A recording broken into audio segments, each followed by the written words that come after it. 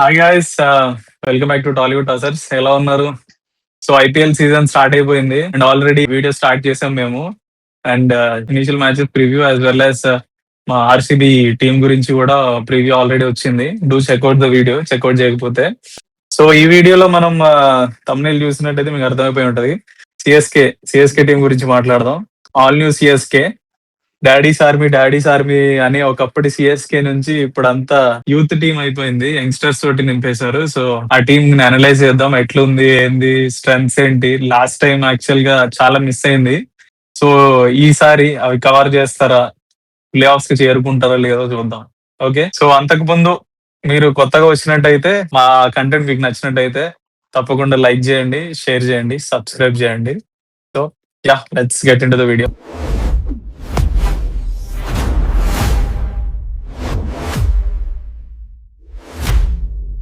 So ఏమంటారు, ఈసారి మా సిఎస్కే టీం ఎలా ఉంది?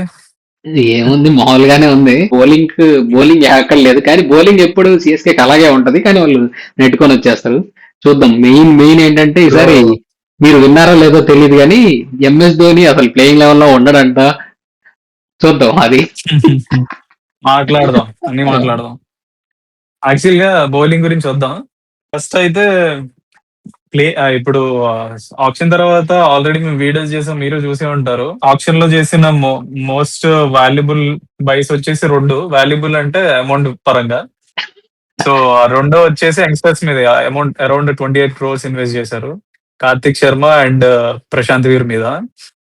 సో అది చూసిన తర్వాత 28 కోట్లు ఎప్పుడూ ఆడని ఇద్దరు యంగ్స్టర్స్ మీద పెట్టారు. వాళ్ళ ప్రాబ్లం ఏంటంటే వాళ్ళిద్దరు ప్లేయింగ్ లెవెల్ లో ఇద్దరు ఉంటారో లేదో కూడా ఐడియా లేదు. ప్రస్తుతానికి ఉంటారని ఎక్స్పెక్ట్ చేద్దాం. సో ప్రాబ్లం సిఎస్కే కి లాస్ట్ ఫ్యూ సీజన్స్ గా ఉన్న ప్రాబ్లం ఏంటంటే, టీమ్స్ అన్ని కూడా పవర్ ప్లే లోనే మ్యాచ్ అనేది డిసైడ్ చేస్తున్నాయి. లైక్ పవర్ ప్లే లోనే మొమెంటం అనేది గెయిన్ అవుతుంది. మిడిల్ ఓవర్స్ లో అలా ఇలా కొద్దిగా ఆడినా కానీ మళ్ళీ లాస్ట్ మీద రికవర్ అయ్యారు. మా వాళ్ళు ఎట్లా అంటే లాస్ట్ సీజన్ అంతా పవర్ ప్లే లో 50 runs కూడా కొట్టేవాళ్ళు కాదు. ఈ 10 ఓవర్లు అయ్యేసరికి 70-80 స్కోర్లు. లాస్ట్ 10 ఓవర్స్ లో అరౌండ్ 13-14 రిక్వైర్డ్ రన్ రేట్ ఉండేది.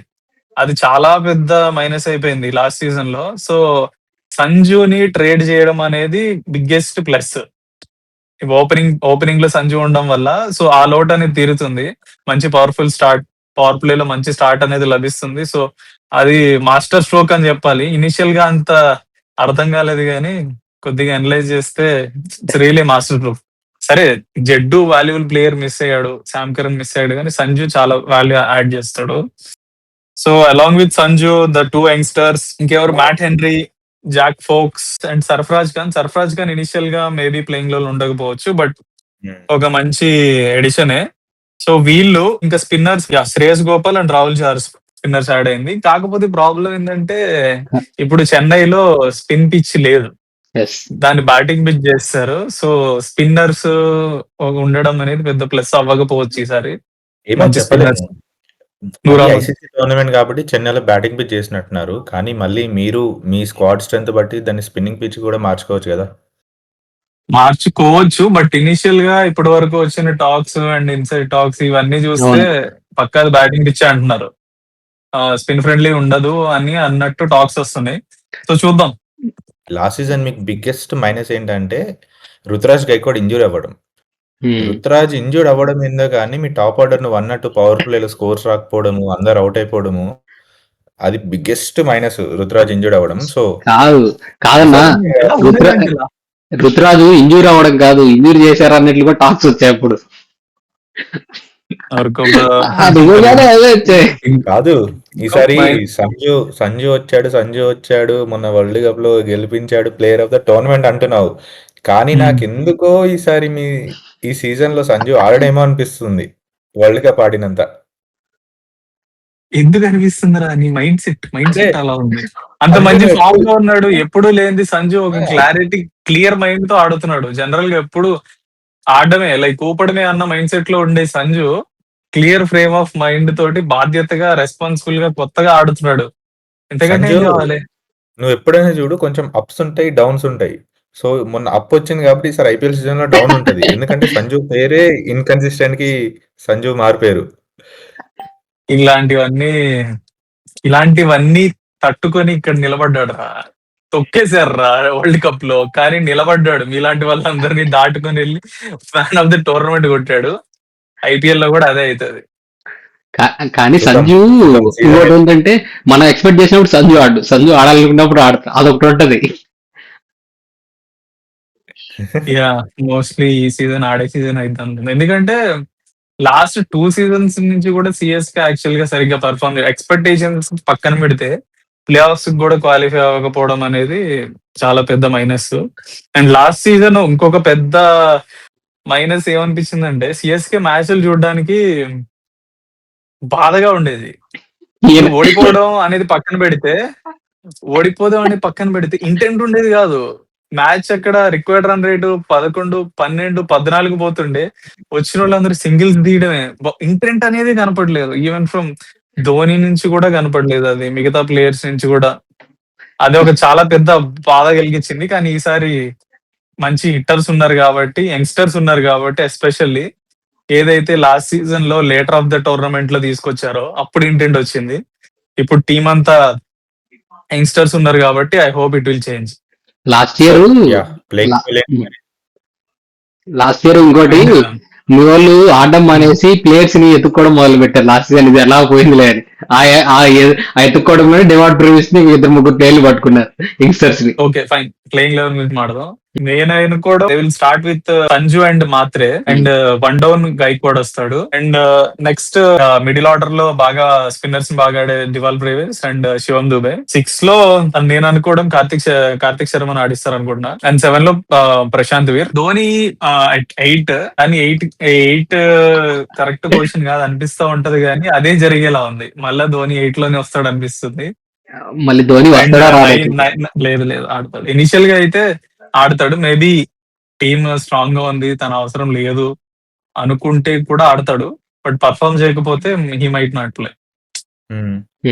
And number 8 Dhoni. తర్వాత నేథన్ ఎలిస్ ఒకవేళ అవైలబుల్ ఉంటే, నేథన్ ఎలిస్ అయితే వేరే ఆప్షన్ లేదు. Jack Foakes, next Matt Henry, Khaleel Ahmed and Noor Ahmad. And నేను అనుకోవడం ఇంపాక్ట్ ప్లేయర్ కింద నన్ను అడిగితే అయిపోయారు కదా.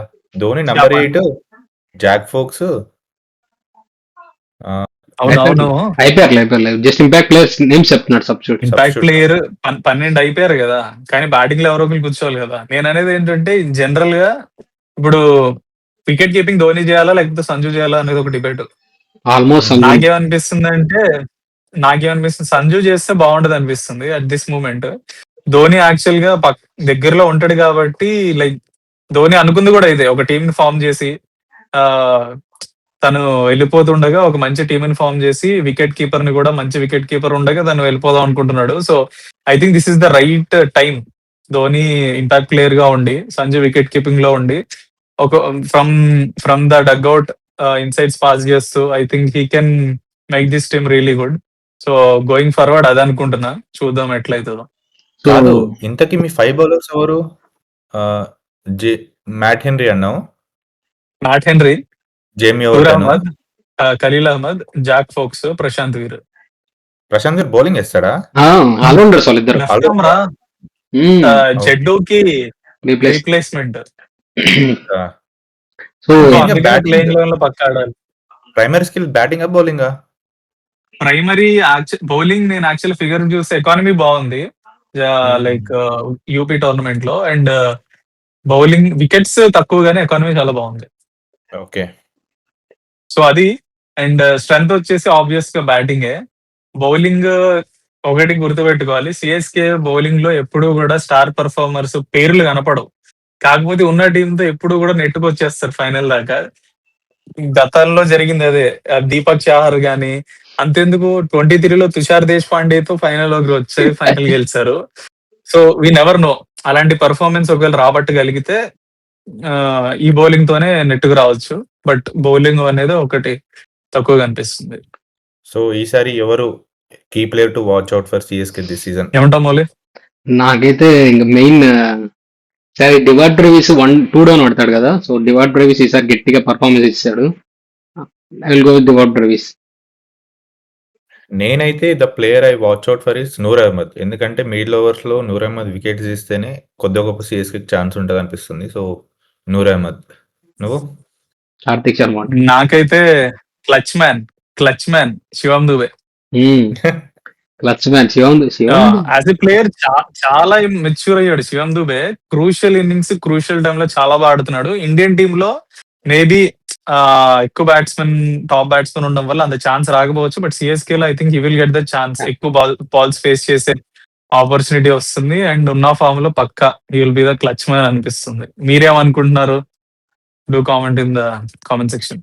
Okay, Yeah, that's it for the video, guys. we'll meet into the next video. Bye bye.